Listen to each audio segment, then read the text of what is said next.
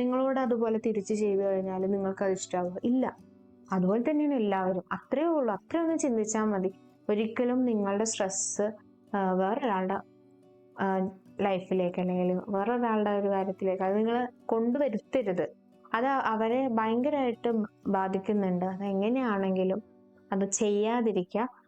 പിന്നെ നമ്മളുടെ പുതിയ, അതായത് പ്രഗ്നന്റ് ലേഡി, പിന്നെ അവരുടെ ഫാമിലി, അവരോട് പറയാനുള്ളതെന്ന് പറഞ്ഞാൽ നമ്മൾ നല്ലൊരു ഹോസ്പിറ്റൽ, നല്ല ഫെസിലിറ്റി ഉള്ളൊരു ഹോസ്പിറ്റൽ നിങ്ങൾ കണ്ടെത്തുക. അതിന് വേണ്ടിയിട്ട് നിങ്ങൾ നിങ്ങളുടെ പൈസ സ്പെൻഡ് ചെയ്യുക.